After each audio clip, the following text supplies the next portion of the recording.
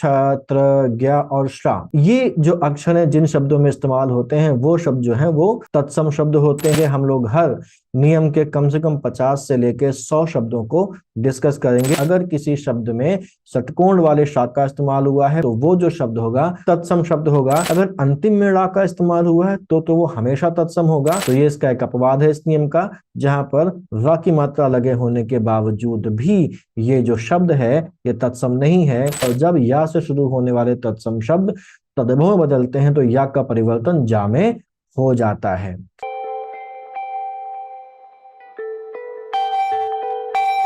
नमस्कार, एक नए दिन में एक नए वीडियो में आपका स्वागत है। समीक्षा अधिकारी हिंदी की सीरीज में हम लोग वाक्य शुद्धि, विशेष, विशेषण और पर्यायवाची कवर कर चुके हैं। वैसे पर्यायवाची का एक वीडियो में अभी आपको और दूंगा, जिसके बाद ही पर्यायवाची का शायद ही कोई प्रश्न आपसे छूटेगा। और इन सब टॉपिक के बाद हम लोग आज शुरू करेंगे तत्सम और तद्भव। भारत का इतिहास और जो उसकी संस्कृति है वो बहुत मिश्रित और उतार चढ़ाव से भरी हुई है। भारत जिसे सोने की चिड़िया कहा जाता था, उस पर कई विदेशी आक्रांताओं ने हमला किया, जिनमें से कुछ लूटपाट करके लौट गए तो कुछ यहीं बस गए। ये लोग जब भारत आए तो अपने साथ अपने रिवाज, अपनी संस्कृति और अपनी भाषा भी लेकर आए, और इन सब से मिलकर भारत की गंगा जमुनी तहजीब का विकास हुआ। भारत के लोगों की तरह हिंदी ने भी इन सभी की भाषा को अपनाया और तुर्की, अरबी, फारसी, अंग्रेजी, पुर्तगाली जैसी भाषाओं के शब्दों को खुद में समाहित कर लिया। आज की जो हिंदी भाषा है वो इसीलिए तत्सम, तद्भव, देशज और विदेशज शब्दों का मिलाजुला रूप है। लेकिन क्योंकि आज का वीडियो तत्सम और तद्भव पर आधारित है तो हम आज केवल तत्सम और तद्भव शब्दों की ही बात करेंगे। तत्सम और तद्भव शब्दों को तैयार करने के लिए हम उन्हें रटना शुरू कर देते हैं। अब ये शब्द रटने को तो रटे जा सकते हैं, लेकिन ये बहुत टाइम कंज्यूमिंग और कंफ्यूजिंग काम है। अक्सर हम इसी कंफ्यूजन के भंवर में उलझकर एग्जाम में गलती कर देते हैं और निगेटिव मार्किंग के इस दौर में अपना डबल नुकसान कर बैठते हैं। यहाँ कुछ नियम हैं जिनका अगर ध्यान रखा जाए तो हम तत्सम शब्दों को आसानी से पहचान सकते हैं। अब सवाल ये उठता है कि तत्सम तो हम पहचान लेंगे, पर तद्भव कैसे पहचानेंगे? तो मेरा जवाब ये है कि केवल तत्सम पहचानना आ जाने से भी आपका काम चल जाएगा, क्योंकि एग्जाम में जिस तरीके के सवाल आ रहे हैं उनमें आपको 4 ऑप्शन देकर या तो वो ये पूछेगा कि इनमें से तत्सम शब्द कौन सा है या तद्भव शब्द कौन सा है। तो तत्सम कौन है ये तो आपको पहचानना आ गया, तो आप पहले का जवाब तो दे ही देंगे। और दूसरे में भी जो तत्सम शब्द नहीं होगा वही शब्द तो तद्भव होगा। तो अगर यहाँ पर भी आप तत्सम शब्द पहचान लेते हैं तो आप आसानी से पहचान लेंगे कि इनमें से कौन से तत्सम है और कौन सा एक शब्द है वो तद्भव है। तो आप यहाँ पर भी सही उत्तर देंगे। और दूसरी वैरायटी में आपको एक जोड़ा दे दिया जाएगा जिसमें आपको तत्सम या तद्भव पहचानना होगा। ये भी आप आसानी से कर लेंगे अगर आप इन नियमों का ध्यान रखेंगे तो। इसके अलावा अगली वैरायटी में आपसे किसी शब्द का तत्सम या तद्भव पूछ लेगा तो उसकी भी चिंता नहीं है, क्योंकि यहाँ हम केवल नियम ही नहीं पढ़ेंगे बल्कि उन नियमों से संबंधित ढेर सारे शब्दों की प्रैक्टिस भी करेंगे। तो आपके 1000 से ऊपर के लगभग शब्द भी तैयार हो जाएंगे। तो साथ बने रहिए। अगर ध्यान से सब कुछ समझ लेंगे तो मेरा वादा है कि आप इस टॉपिक से एक भी सवाल ना तो गलत करेंगे और ना ही छोड़ेंगे। अब बात करते हैं टॉपिक की। जो हिंदी भाषा है उसकी शुरुआत लगभग 10वीं शताब्दी के आसपास हुई थी। इसकी जो मूल भाषा या जननी है वो संस्कृत है। अब वो शब्द जो मूल भाषा संस्कृत से सीधे बिना किसी बदलाव के एज इट इज हिंदी में आ गए वो तो तत्सम कहलाए, जैसे ब्राह्मण, सूर्य, रवि, कर्म और ऐसे ही ढेर सारे शब्द। वहीं वो शब्द जो संस्कृत से हिंदी तक की इस यात्रा में बदल गए और आज बदले हुए रूप में प्रयोग हो रहे हैं वो तद्भव कहलाए। जैसे ग्राम का गांव हो गया, दुग्ध का दूध हो गया और ओष्ठ का ऊंट हो गया। ये बदलाव आया कैसे? तो संस्कृत जो है वो हिंदी की मूल भाषा जरूर है, लेकिन संस्कृत से हिंदी में आना अचानक से नहीं हुआ, ये लंबे समय में हुआ और इस बीच कई दूसरी भाषाएं भी आईं और गईं। संस्कृत भाषा का प्रयोग वैसे तो वैदिक काल में होता था, और ये जो संस्कृत थी ये भी 2 प्रकार की थी, एक वैदिक संस्कृत और दूसरी लौकिक संस्कृत। ऋग्वैदिक काल यानी कि 1500 बीसी से लेके 1000 बीसी के समय जो संस्कृत प्रचलित थी वो वैदिक संस्कृत थी, जिसमें वेद, उपनिषद, ब्राह्मण ग्रंथ लिखे गए। वहीं इसके बाद 1000 बीसी से लगभग 500 बीसी से 600 बीसी के समय के दौरान लौकिक संस्कृत अस्तित्व में आई, जिसमें महाकाव्य जैसे रामायण और महाभारत आदि लिखे गए। इसके बाद कई दूसरी भाषाएं और बोलियां जैसे बौद्ध काल में पाली, प्राकृत और उसके बाद अपभ्रंश भी अस्तित्व में आई। तो 1500 बीसी की संस्कृत से 10वीं सदी की हिंदी तक पहुंचने के इस 2500 साल यानी कि 2500 साल के सफर में संस्कृत के कई शब्द पाली, प्राकृत और अपभ्रंश से होते हुए हिंदी तक पहुंचे, और इस सफर में उन शब्दों में से किसी में थोड़ी तो किसी में बहुत ज्यादा विकृति आ गई। ये शब्द जो विकृत होकर बदलकर संस्कृत से हिंदी में आए, यही तद्भव शब्द कहलाए। अब इन शब्दों की हम लोग परिभाषा देख लेते हैं कि ये क्या है। तो तत्सम जो शब्द है वो बना हुआ है तत् धन सम से, जिसका अर्थ होता है उसके समान, यानी कि तत् का मतलब होता है उसके और सम का मतलब होता है उसके समान या ज्यों का त्यों। तो किसी भी भाषा के मूल शब्द को तत्सम कहा जाता है। यहाँ तत्सम से आशय संस्कृत के उन शब्दों से है जो हिंदी में ज्यों के त्यों प्रयोग में लाए जाते हैं, बिना किसी बदलाव के वो हिंदी में प्रयोग किए जाते हैं। ऐसे शब्द तत्सम शब्द कहलाते हैं। तद्भव अगर देखा जाए तो तद्भव बना हुआ है तत् धन भव से, यानी कि तत् का मतलब होता है उसके या उससे, और भव का मतलब होता है जन्मा हुआ या उत्पन्न हुआ, यानी कि उससे उत्पन्न, यानी कि वे शब्द जो संस्कृत भाषा से विकसित हुए हैं, और ये शब्द जो है वो संस्कृत से सीधे हिंदी में ना आकर पाली, प्राकृत और अपभ्रंश से हिंदी में आए हैं, जिस वजह से उनके मूल शब्द में कुछ विचलन या विकृति आ गई है। वो शब्द कैसे शब्द हैं? वो शब्द तद्भव शब्द कहलाए, जैसे अंगूठा, अहीर, हथनी, रस्सी, पलंग और ऐसे ही दूसरे शब्द। अब बात कर लेते हैं नियमों की, लेकिन आगे बढ़ने से पहले एक बात हमें ध्यान रखनी है कि हर तत्सम शब्द का तद्भव नहीं होता। कुछ तत्सम शब्द ऐसे भी होते हैं जिनका कोई भी तद्भव नहीं है। तो हम लोग पहला नियम देखते हैं। पहला नियम हमारे पास है, वे शब्द जिनमें आधे व्यंजनों का प्रयोग होता है तत्सम शब्द कहलाते हैं। आधे व्यंजन का मतलब क्या है? आधा ला, आधा या, आधा का, आधा सा, एक्सेट्रा। तो जैसे हमारे पास आधे जो व्यंजन उनसे बने हुए कुछ शब्दों का एग्जाम्पल दिया हुआ है। बाकी एग्जाम्पल जो है हम लोग जब इंडिविजुअल नियमों को पढ़ेंगे तो वहां पर डिटेल में डिस्कस करेंगे। हम लोग हर नियम के कम से कम 50 से लेकर 100 शब्दों को डिस्कस करेंगे। इससे आपको नियम भी क्लियर हो जाएगा, नियम का एप्लीकेशन भी क्लियर हो जाएगा, नियम कहाँ लगता है, उसके क्या अपवाद हैं ये भी क्लियर हो जाएगा, और शब्दों की प्रैक्टिस जो होगी वो तो होगी ही होगी। तो अमूल्य हो गया, उज्जवल हो गया, पुस्तक, स्नेह, उल्लास, इन सभी शब्दों में आधे व्यंजनों का प्रयोग हुआ है। इसमें आधे ला का प्रयोग हुआ है, आधे ज का प्रयोग हुआ है, आधे सा का और उल्लास का प्रयोग हुआ है।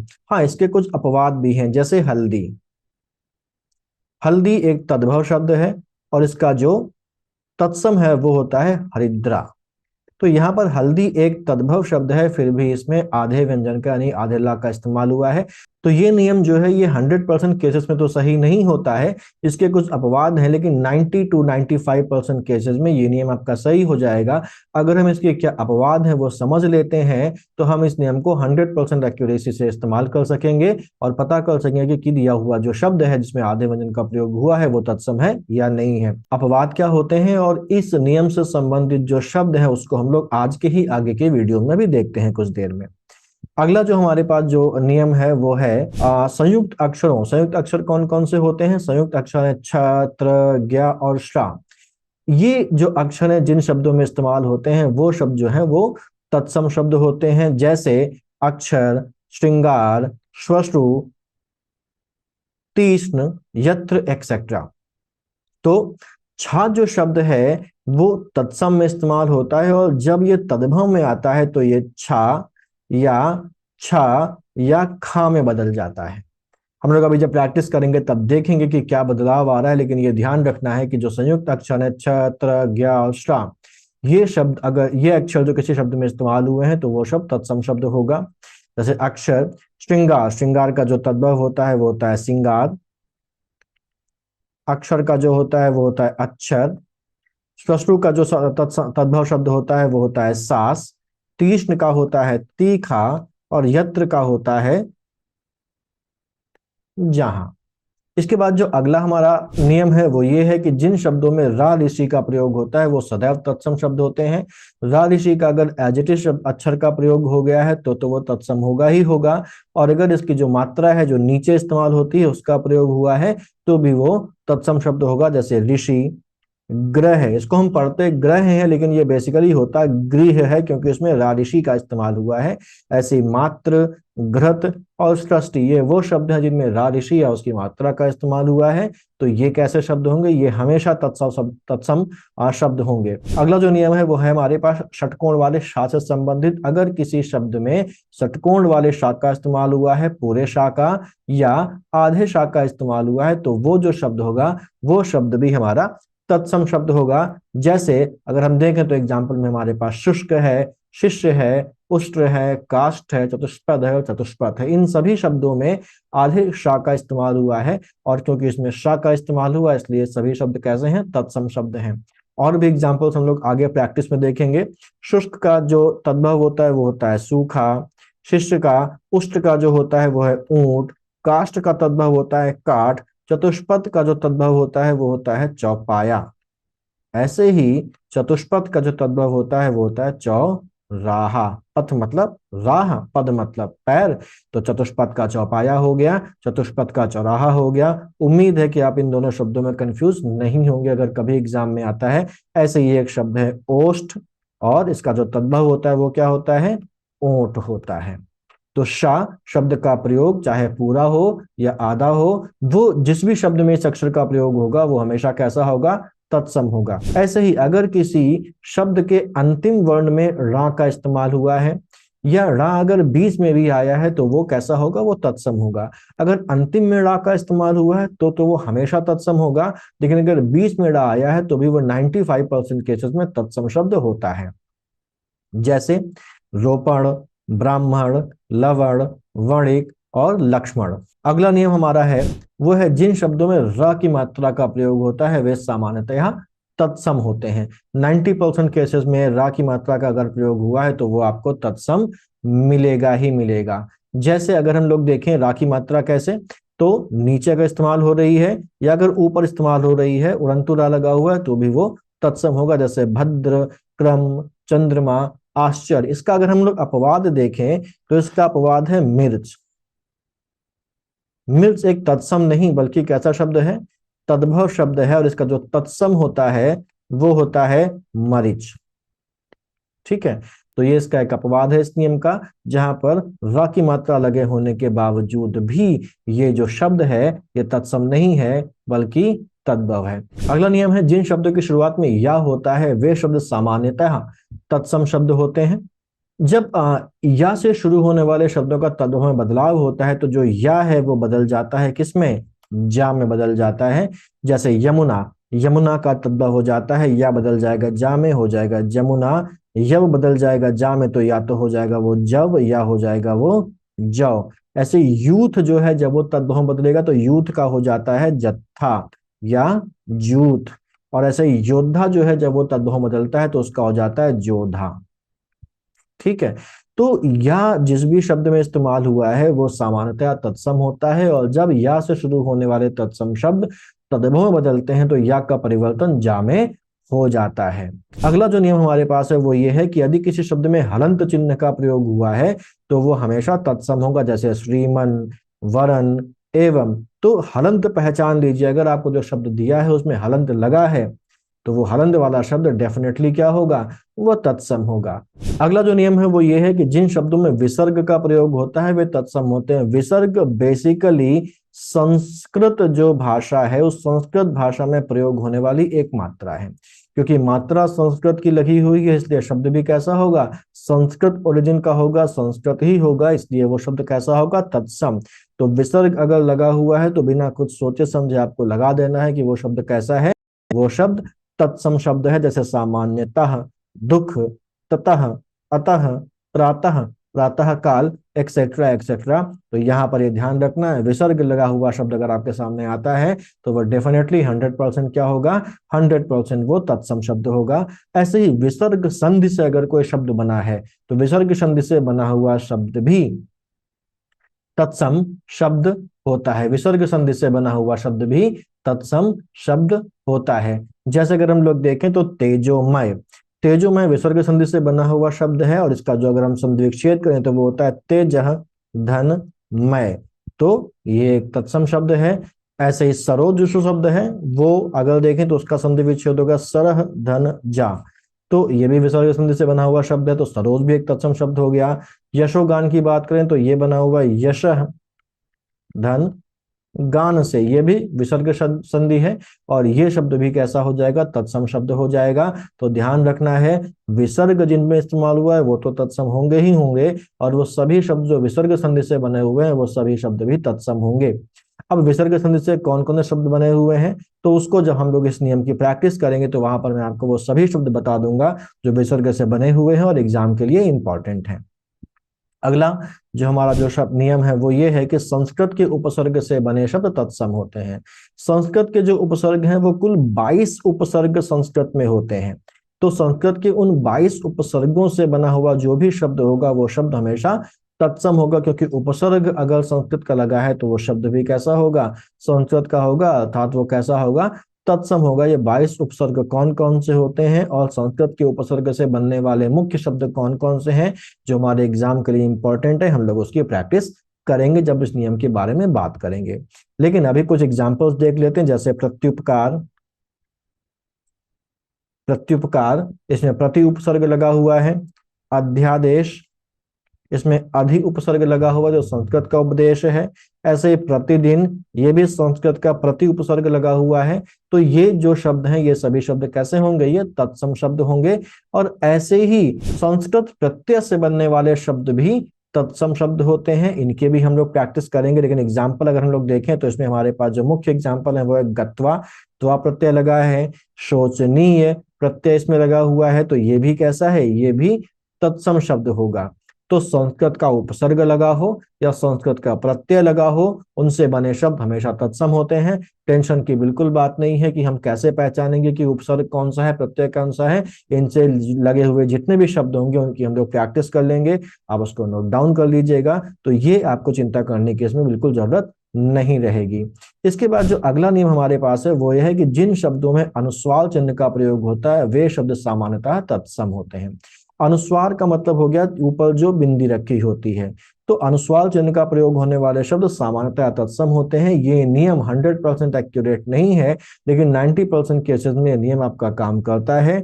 तो जैसे अंश, संसार, संस्कार और अंगुली, इन सभी में देखिए अनुस्वार लगा हुआ है, तो ये सभी शब्द कैसे हैं, ये सभी शब्द आपके तत्सम शब्द हैं। और इसके अलावा अगर चंद्र बिंदु का प्रयोग हो रहा है तो चंद्र बिंदु का जिन शब्दों में प्रयोग होता है वे शब्द कैसे होते हैं, वे शब्द तद्भव शब्द होते हैं। जैसे अंगूठा, ऊंचा, डांड, बांझ एक्सेट्रा, सब में देखिए चंद्र बिंदु का प्रयोग हुआ है। तो चंद्र बिंदु का प्रयोग किए वाले शब्द हमेशा कैसे होंगे, तद्भव शब्द होंगे। ऐसे ही अगला जो हमारे पास नियम है वो ये है कि तत्सम शब्दों में सामान्यतः वा, श्र, शा और शा का प्रयोग होता है। ये शब्द हैं जो संस्कृत शब्दों में बहुत इस्तेमाल होते हैं, और जब इनका तद्भव बनता है तो वा का हो जाता है बा, शा और शा का हो जाता है स। तो अगर वा, श्र, शा और शा होगा तो सामान्यतः वो कैसा शब्द होगा, तत्सम शब्द होगा। इसके अलावा अगर देखें तत्सम शब्द में, हम लोगों ने भी कुछ देर पहले देखा तच्छ एक संयुक्त अक्षर है, और संस्कृत तत्सम शब्द में अगर कोई शब्द छ है, अक्षर छ है, तो जब वो तद्भव में कन्वर्ट होगा तो छ का खा में या छा में परिवर्तन हो जाएगा, और अगर या है तो या का किसमें परिवर्तन हो जाएगा, जा में परिवर्तन हो जाएगा। ये नियम हम लोग अभी देख के आए हैं। तो उम्मीद है कि आपको ये नियम क्लियर हो रहे होंगे, इनको नोट कर लीजिएगा, एक दो बार पढ़ लीजिएगा। परेशान होने की बिल्कुल इसमें जरूरत नहीं, क्योंकि हम लोग इनकी बहुत गहन प्रैक्टिस करेंगे एग्जाम के पॉइंट ऑफ व्यू से, और ये ध्यान रखेंगे कि कोई भी ऐसा शब्द ना छूटे जो नियमों से संबंधित हो और जो एग्जाम में आपका छूट जाए या गलत करके आ जाए। ये मेरी जिम्मेदारी है, आपकी जिम्मेदारी केवल ये है कि इसको प्रॉपर तरीके से फॉलो करें। कोई भी डाउट हो तो उस डाउट को मुझसे पूछें, टेलीग्राम लिंक में पूछ सकते हैं आप, या आप मुझे कमेंट में पूछ सकते हैं। तो यहाँ पर देखिए वधु का क्या हो जाता है, बहु हो जाता है। वणिक का बनिया हो जाता है। पौष में शा का सा हो गया, पूस हो गया। श्रेष्ठ में ये श्राक का कन्वर्ट हो गया से, सा में, तो श्रेष्ठ का हो गया सेठ। अक्षर का हो गया अक्षर, अक्षोभ का हो गया अक्षोह। ऐसे ही वो शब्द जो संधि के द्वारा बने होते हैं वे सामान्यतः तत्सम होते हैं। जैसे अगर हम लोग देखें तो यहाँ पर हमारे पास एक शब्द आता है अभ्यंतर, जो संधि से बना हुआ है अभिधनहंतर से, तो ये हमारा तत्सम शब्द होगा। पर्यावरण अगर देखें तो परिधन आवरण से बना हुआ है, ये भी संधि द्वारा निर्मित शब्द है। ये शब्द कैसा होगा, ये भी तत्सम शब्द होगा। तो संधियों के द्वारा बनने वाले शब्द भी तत्सम शब्द होते हैं। और ऐसे ही वे शब्द जो समास के द्वारा निर्मित हैं, और जिनमें समास क्या होता है, दो शब्दों का जोड़ हो जाता है और उससे एक नए शब्द की उत्पत्ति होती है, उसको हम समास बोलते हैं। तो समास वाले शब्द जिनमें एक शब्द संस्कृत का होता है वे शब्द कैसे होंगे, तत्सम होंगे। जैसे राजपुत्र, राजधर्म आदि, ये शब्द कैसे होंगे हमारे, ये शब्द हमेशा हमारे तत्सम शब्द होंगे। यहाँ पर एक बात ध्यान रखनी है, हम लोगों ने अभी कुछ देर पहले देखा था कि जो श्रा है, जिन शब्दों में श्रा का इस्तेमाल होता है वे शब्द कैसे होते हैं, वे शब्द तत्सम शब्द होते हैं। लेकिन इसका भी एक अपवाद है, शाप और श्राप, ये इसका अपवाद है। अगर हम लोग देखें तो यहाँ पर नियम के मुताबिक श्राप को तत्सम होना चाहिए था, लेकिन यहाँ पर जो शाप है, ये शाप एक तत्सम शब्द है और जो श्राप है ये एक तद्भव शब्द है। तो वैसे तो श्रा यानी कि इस अक्षर से बने हुए शब्द या जिन शब्दों में इसका इस्तेमाल होता है वे तत्सम होते हैं, लेकिन इसका अपवाद क्या है, शाप और श्राप। जिसमें जो श्राप है वो तद्भव है और जो शाप है वो तत्सम है। तो इन अपवादों को आपको बहुत ध्यान रखना, कि एग्जाम में अक्सर इसी तरीके के क्वेश्चंस आ जाते हैं और हम कंफ्यूज होकर उसका गलत उत्तर दे देते हैं या फिर छोड़ के चले आते हैं, और दोनों ही केसेस में हमारे जो अंक हैं, जो हमारे मार्क्स हैं, उनका नुकसान होता है और रिजल्ट हमारा खराब हो सकता है ऐसे में। तो जैसा मैंने कहा था कि हम लोग हर नियम से संबंधित जो शब्द हैं उनमें से कुछ शब्दों की प्रैक्टिस करेंगे। तो हम लोग आज नियम जो पहला हम लोगों ने पढ़ा कि वे शब्द जिनमें आधे व्यंजन का प्रयोग होता है तत्सम शब्द होते हैं, उनसे संबंधित कुछ शब्दों की प्रैक्टिस कर लेते हैं।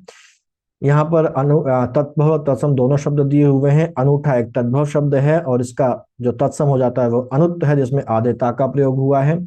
अमोल, अमोल का तत्सम हो गया अमूल्य, आधा ला, क्योंकि हम कौन से तत्सम शब्द पढ़ रहे हैं जिनमें आधे व्यंजन का प्रयोग हुआ है। ऐसे ही अपाहिज का हो जाएगा अपादहस्त, अट्टारी का हो जाएगा अट्टालिका, अभागा का हो जाएगा अभाग्य, अमावस का हो जाएगा अमावस्या, आदेशा का प्रयोग हुआ है। अलग का अलग्न होगा, जहां पर आधे गा का प्रयोग हुआ है। ऐसे अकथ का हो जाएगा अकथ्य, आधा था। अगम का हो जाएगा अगम्य, अनेह का हो जाएगा अस्नेह। अवध का जो होता है तत्सम होता है अयोध्या। आप का तत्सम होता है आत्म और आढ़त का तत्सम होता है आढ़्यत्व। अलता का जो तत्सम शब्द होता है वो होता है अलक्तक। उगना का होता है उदगा, जिसमें आधे दा का प्रयोग हुआ है। उदगत होता है, आधे दा का प्रयोग हुआ है। उगलना का उदगलन होता है, ये आधे दा का प्रयोग इसमें भी हुआ है। ऐसे ही उघाड़ना का होता है उद्घाटन, इसको अगर देखें तो आधे दा का प्रयोग हुआ है उद्घाटन में। आलस का आलस्य होगा, आग का अग्नि होगा, उसास का उच्छ्वास होगा, उड़ान का उड्डयन होगा, इमली का अम्लिका, उचाह का उत्साह।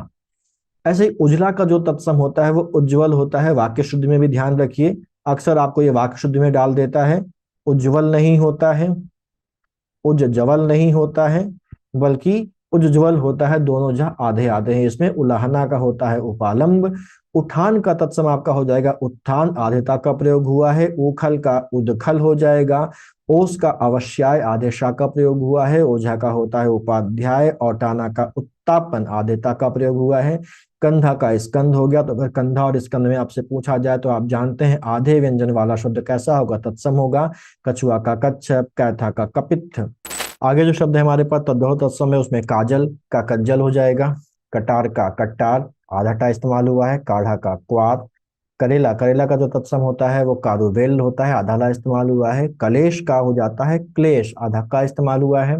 ऐसे ही कलेवा का कल्य, कुदाल का कुदाल, कुबड़ा का कुब्ज, खिड़की का खटक्की का, गाल का हो जाता है गल। ये वो वही शब्द हैं जिनमें आधे व्यंजन का इस्तेमाल हुआ है। गडरिया का गड्डलिका हो जाता है।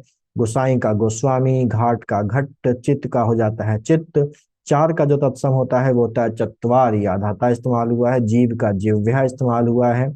ऐसे ही जुगति का हो जाता है युक्ति। जिस जो है वो यश का तद्भव है। जोड़ा जो है वो युक्त का तद्भव है और ज्योति जो है वो ज्योति का तद्भव है। यहाँ पर एक चीज और आपने देखी कि यहाँ पर तत्सम और तद्भव में ये जो जिस और जोड़ा और जो जुगति है, इनमें आधा जो व्यंजन है वो भी इस्तेमाल हुआ है। और एक चीज और देखिए, यहाँ पर जो युक्ति यश और युक्त है, इसमें या का किसमें कन्वर्जन हो गया, जा में कन्वर्जन हो गया। हम लोगों ने दूसरा नियम भी एक देखा था कि तत्सम शब्दों में सामान्यतः जब या का इस्तेमाल होता है तो तद्भव में वो जा में बदल जाते हैं। अगला जो हमारे पास है वो है जनवास। जनवास का होता है जनवास। जनवास का जहां पर बारात के बाराती ठहरते हैं वो जनवास जनवास कहलाता है। और इसका तत्सम हो जाता है जन्यवास, आधा ना इस्तेमाल हुआ है, जाड़ा का जाड्य, आधा डा इस्तेमाल हुआ है, जन्म का जन्म, जलन का ज्वलन, टिटिहिरी का टिट्टिभी, ठाकुर का ठक्कुर, आधा का ढकना का ढक्कन हो जाता है, तपसी का तपस्वी, थोड़ा का होता है स्तोक, तीता का होता है तिक्त, आधा का इस्तेमाल हुआ है। ऐसे ही तपना का तप्त, थाली का स्थाली, दूध का दुग्ध, ध्वनि का ध्वनि, धान का धान्य, नीम का होता है निम्ब, नेह का स्नेह, नस का नस्या या स्नायु, नाथ का होता है नस्ता, नंगा का होता है नग्न। इसकी आप जितनी प्रैक्टिस करेंगे, और मैं कहूंगा कि आप इसकी प्रैक्टिस लिख लिख के करें। नियम तो अपनी तरफ है ही, नियम तो जो है वो तो है ही, लेकिन साथ साथ अगर आप इसकी लिख के प्रैक्टिस करेंगे तो आपका तत्सम तद्भव में तो फायदा होगा ही होगा, लेकिन जो शब्द शुद्धि और अशुद्धि वाला होता है उसमें भी आपका बहुत फायदा होगा। और ये चीज आपको जब हम लोग विलोम पढ़ेंगे तो विलोम में भी ये बहुत फायदा पहुंचाएगी, क्योंकि विलोम शब्द में भी तत्सम शब्द अगर कोई है तो उसका जो विलोम होगा वो भी तत्सम होगा, और अगर कोई तद्भव शब्द है तो तद्भव शब्द का विलोम भी तद्भव शब्द में होगा। ऐसे ही नीचा या नीच का जो तत्सम होता है वो होता है नीच, नहान का होता है स्नान, निश्चल का होता है निश्चल, आधा शा इस्तेमाल हुआ है, पंगत का पंक्ति, पकवान का पकवान होता है, पीछे का पश्चात, पोथी का पुस्तक, पीपल का पिप्पल होता है, आधा पा इस्तेमाल हुआ है, पहचानने की जरूरत है बस। पूंछ का पुच्छ होता है, पीतल का पित्तल होता है, पक्का का पक्व, फिटकरी का स्फटिक, फोड़ना का होता है स्फोटन, फूटना का स्फोट, फेफड़ा का फुफ्फुस, फूल का फुल, फुलवाड़ी का फुलवाटिका, बछड़ा का वत्स, बखान का व्याख्यान और बिछड़ना का विच्छेद। तो ये शब्द हैं जहां पर आधा व्यंजन इस्तेमाल हो रहा है। और ध्यान रखिए हम लोग यहाँ पर नियमों के साथ साथ इतने शब्द भी तैयार कर लेंगे कि हमारा जो एग्जाम है, एग्जाम का कोई भी शब्द इनके बाहर का शायद ही कोई आए। बीतना का व्यतीत, बेल का बिल्व, बहलिया का व्याध होता है, बहुलना का व्यागुट होता है, बल्लभ का वल्लभ होता है। वल्लभ शब्द के बारे में पर्यायवाची भी हम लोगों ने देखा था, किसका अर्थ क्या होता है, इसका अर्थ होता है प्रिय। भाला का भल, भालू का भल्लुक, भीतर का होता है अभ्यंतर, भीतर का तत्सम अभ्यंतर होता है, लेकिन अगर विलोम में देखें तो अभ्यंतर का जो विलोम होगा वो होगा वाह, और भीतर का जो विलोम होगा वो होगा क्या, बाहर। यानी कि तत्सम शब्द का विलोम भी तत्सम में और तद्भव शब्द का विलोम भी तद्भव में ही होगा, इसका भी आपको ध्यान रखना है। ऐसे ही मुखिया का हो गया मुख्य, मंजन का हो गया मज्जन, आधा जा इस्तेमाल हुआ है। मूंग का होता है मुदक, ये मुंह और आधा दा और गा इस्तेमाल हुआ है। मोती का होता है मौक्तिक, मुक्ता भी होता है मौक्तिक भी होता है। मोल का मूल्य होता है, युगल का युग्म होता है, रीता का रिक्त होता है, रूप का रूप्य होता है, रहट का अर्घट्य, लाज का लज्जा, लिपटना का लिप्त और विथा का व्यथा होता है। ये सभी आधे व्यंजन वाले शब्द हैं।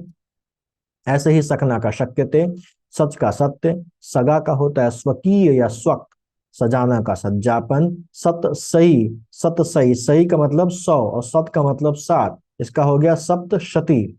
सात का सप्त, सपना का स्वप्न, साचा का सचक होता है, साई का होता है स्वामी, सांवला का होता है तत्सम श्यामल। सितार 7 तार होते हैं और इसलिए बना सप्त तार। ऐसे ही सांझ का होता है संध्या, सुहाग का होता है सौभाग्य, सौत का होता है सपत्नी, सबत का शब्द, हंसी का हास्य, हड़ताल का हट्टताल, हंसी में देखिए चंद्रबिंदु भी लगा इसीलिए तद्भव हो गया।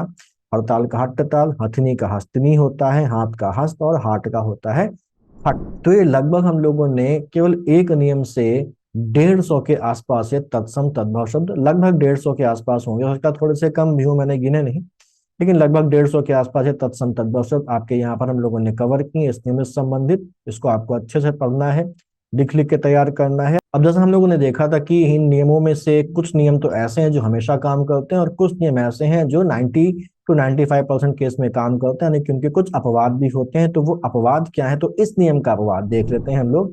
नियम का अपवाद, नियम क्या था, नियम ये था कि अगर आधा व्यंजन इस्तेमाल हुआ है तो वो शब्द सदैव कैसा होगा, तत्सम होगा।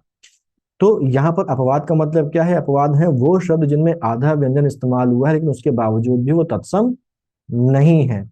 तो वो शब्द जो आधा व्यंजन इस्तेमाल होने के बाद भी तद्भव है वो इस नियम पे क्या हो गए, अपवाद हो गए। जैसे हमारे पास पहला है अड्डा, आधा व्यंजन इस्तेमाल हुआ है लेकिन फिर भी ये क्या होता है, तद्भव होता है, इसका तत्सम होता है अट्टा। अच्छा जो शब्द है इसमें आधा चा इस्तेमाल हुआ है फिर भी ये तद्भव है और इसका तत्सम क्या होता है, अच्छ। ऐसे ही उजड, उजड का तत्सम क्या होता है, उज्जड। इच्छा का होता है ईप्सा, कुत्ता भी इसका अपवाद है, आधा ता इस्तेमाल हुआ है लेकिन उसके बावजूद भी ये तद्भव है और कुक्कुर इसका हो गया। ऐसे ही किल्लौल, कन्नौज, कन्नौज का तत्सम कान्यकुब्ज होता है। कुल्हड़ आधा ला इस्तेमाल होने के बावजूद भी तद्भव है, इसका तत्सम होता है कुल्हड़। चुल्लू का तत्सम चुल्लुक होता है। चूल्हा का चुल्ली भी होता है और चुल्ली भी होता है। ऐसे दम्ब का होता है डिम्ब, पट्टा का होता है पट्ट। रत्ती का होता है रक्तिका। कहीं कहीं किसी किसी किताब में रक्तिका देखने को मिलता है, लेकिन जो रक्तिका है वो सही शब्द नहीं है। सही शब्द क्या है? रक्तिका। लच्छा का लवगुच्छ। हल्दी का हम लोग शुरुआत में ही देख चुके थे, हल्दी का होता है हरिद्रा। और 11 का एकादश। तो ये जो शब्द हैं, ये शब्दों में आपका आधा व्यंजन इस्तेमाल हुआ है और उसके बावजूद भी ये कैसे हैं? ये तद्भव शब्द हैं।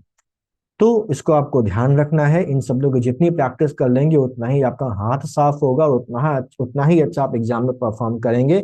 नियम ध्यान रखने हैं, शब्दों की वर्तनी ध्यान रखनी है। शब्दों की वर्तनी के साथ साथ आपको जो इनके अपवाद हैं वो भी ध्यान रखने हैं। एक अपवाद मैंने जो बड़ा कंफ्यूजन क्रिएट करता है वो मैंने आपको बताया, शाप और श्राप का। यानी कि इसमें जो शाप है ये तत्सम है, और जो श्राप है ये क्या है? ये तद्भव है। इसको भी ध्यान रखिएगा। हम लोग ऐसे शब्दों को खोज खोज के लेके आते रहेंगे आपके फायदे के लिए, आपके बेनिफिट के लिए। मेहनत मैं करूंगा, तैयारी आपको करनी है, साथ आपको देना है। अब आगे चलते हैं और आगे हम जो ये हमारा नियम दूसरा है, इस दूसरे नियम के जो शब्द हैं उनकी हम लोग प्रैक्टिस कर लेते हैं। हम लोग पहले नियम की प्रैक्टिस कर चुके थे जैसा मैंने बताया, और आज हम दूसरे नियम की प्रैक्टिस करेंगे। और दूसरे नियम में भी हम कम से कम 150 160 शब्दों को देखेंगे। यहाँ पर जो आप इन सभी वीडियोस को जो मैं लेके आऊंगा वो कर लेंगे तो तद्भव और तत्सम के 1000 से भी ज्यादा शब्द नियम तो तैयार हो ही जाएंगे।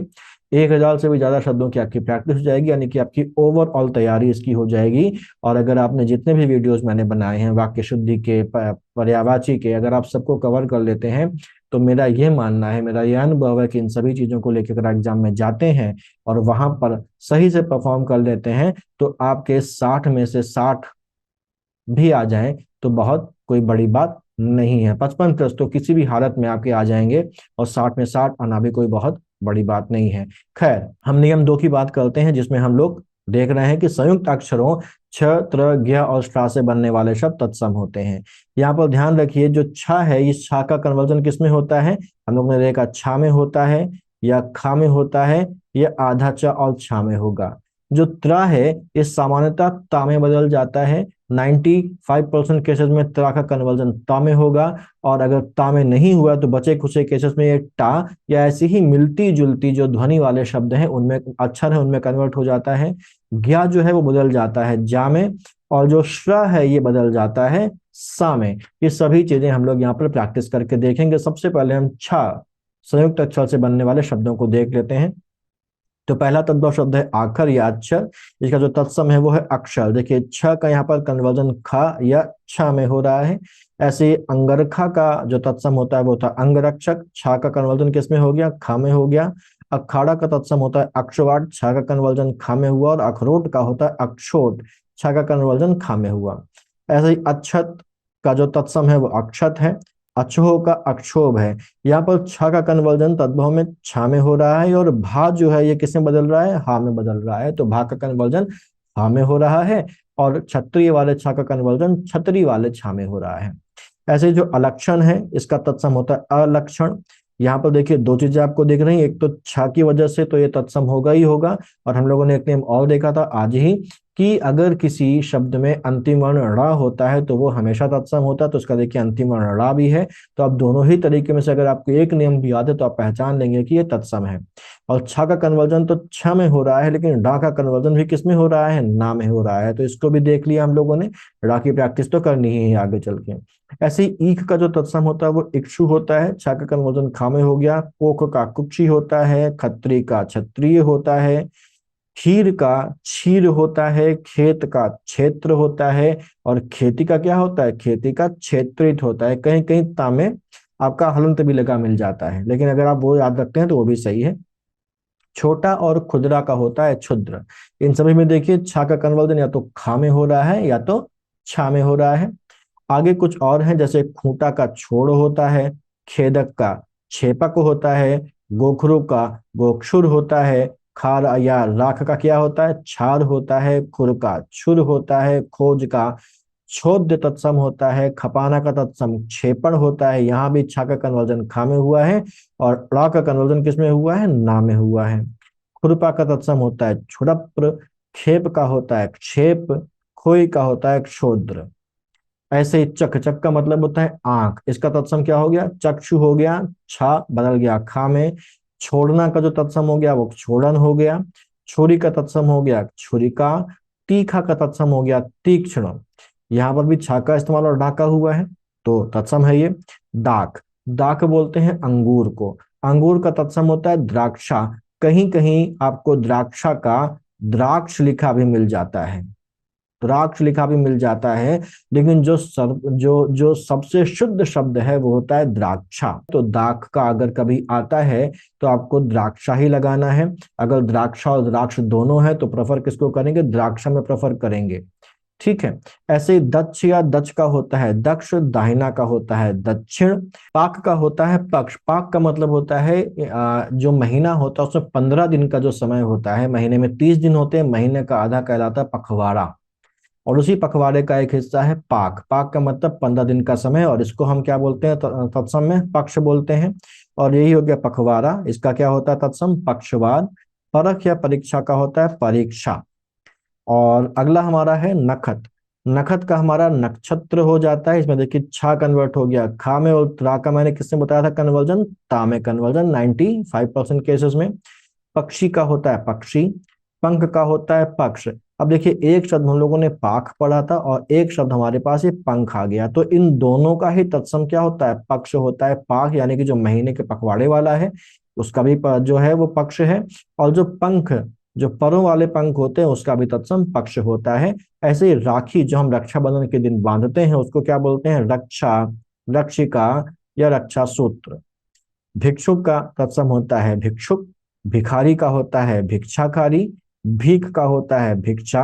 भूख का होता है बुभुक्षा। इन एक शब्दों के में एक शब्द में आप जब पढ़ेंगे तो वहां पर आप देखेंगे खाने की इच्छा को बुभुक्षा कहा जाता है, और खाने की इच्छा कब होगी, जब हम भूखे होंगे, तो भूख का तत्सम बुभुक्षा होता है। मक्खी या माखी का तत्सम होता है मक्षिका। मधुमक्खी का होता है मधुभक्षिका। भखना का होता है भक्षण, छा का कन्वर्जन खा में और रा का कन्वर्जन ना में हो गया। इसी तरीके से सेम कंसेप्ट से रखना का तत्सम हो गया रक्षण। रूखा का हो गया रूक्ष। माखन या मक्खन का हो गया मरक्षण। इसको ध्यान रखिएगा, इसमें अक्सर लोग कंफ्यूज हो जाते हैं, जरा सा वर्तनी में चेंज करेगा और आप इसमें कंफ्यूज हो जाएंगे।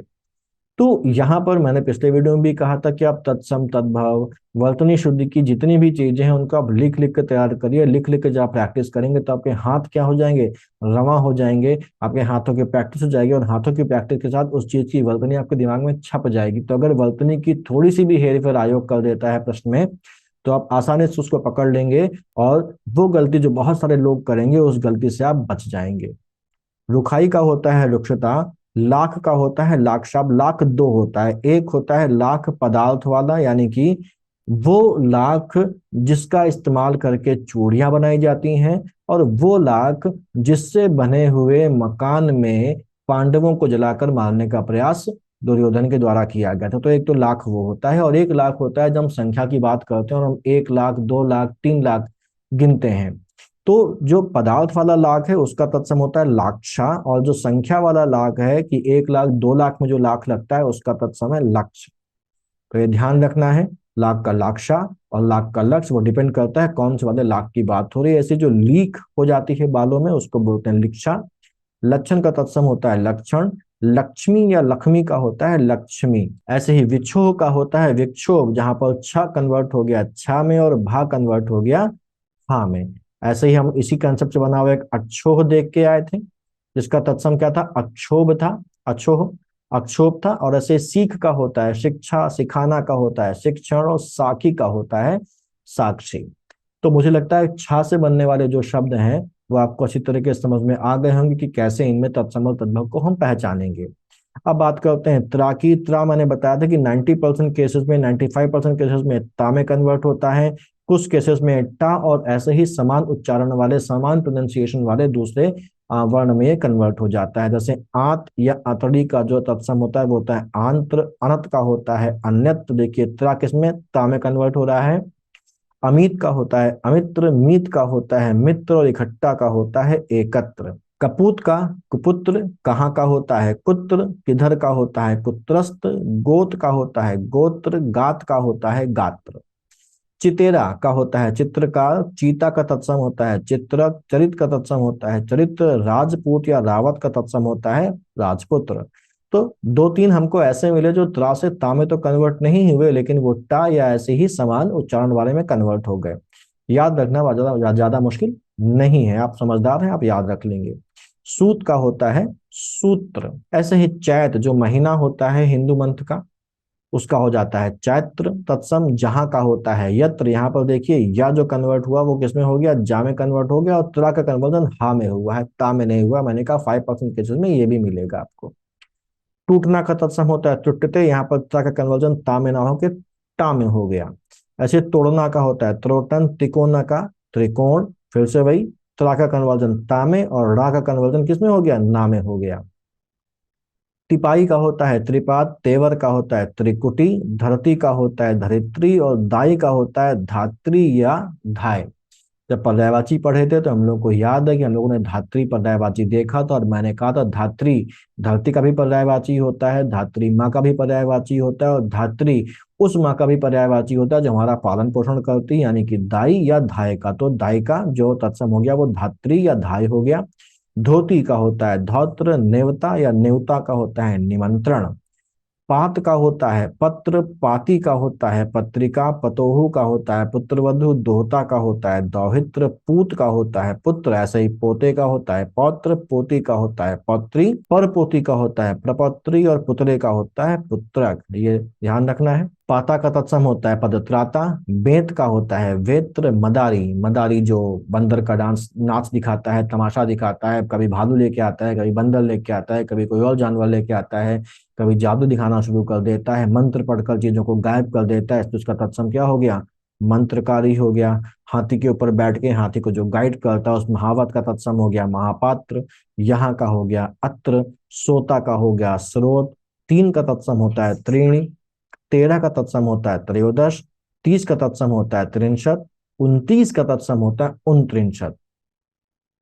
ऐसे 31 का तत्सम एक त्रिंशत, 33 का तत्सम त्रित्रिंशत, तीसरा का तत्सम होता है त्रिश्रत। यहाँ पर देखिए त्रि का इस्तेमाल हुआ है, त्र का इस्तेमाल हुआ है, तो तत्सम है ही, साथ ही साथ यहाँ पर श्रत में आपके पास री ऋषि की मात्रा का भी इस्तेमाल हुआ है नीचे, तो ये इससे भी पहचान लेंगे कि ये तत्सम है। ऐसे ही त्रिगुणा का होता है त्रिगुण, रा का नामे कन्वर्जन, तिहाई का होता है त्रिभाकी का। अब बात करते हैं ज्ञा की। ज्ञा का कन्वर्जन किसमें होता है, जा में कन्वर्जन होता है। तो अजान किसका तद्भव है, अज्ञान का तद्भव है। अनजान जो है वो अज्ञानी का तद्भव है। जानना जो है वो ज्ञान का तद्भव है। नाता जो है वो ज्ञाति का तद्भव है। नैहर यानी कि मायका, मायके का जो तत्सम होता है वो ज्ञाति ग्रह होता है। यहाँ पर भी ज्ञा का तो इस्तेमाल हुआ ही है, तो उससे तत्सम पहचान लेंगे। साथ ही गृह में जो है वो री ऋषि की मात्रा का भी इस्तेमाल हुआ है, तो उस तरीके से भी हम पहचान लेंगे कि ये तत्सम है।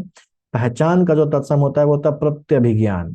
रानी का होता है राज्ञी, महारानी का होता है महाराज्ञी, याग का होता है यज्ञ। कहीं कहीं यज्ञ भी लिखा मिलता है। ऐसे ही श्रा से बनने वाले शब्द आंसू, आंसू में तो चंद्रबिंदु लगा हुआ है तो जाहिर सी बात है तद्भव ही होगा, इसका तत्सम होता है अश्रु। श्रा का कन्वर्जन किसमें, सा में होगा। ऐसे ही आसरा का आश्रय होता है, सेठ का श्रेष्ठी होता है, और धन सेठ या धन्ना सेठ का धन श्रेष्ठी होता है।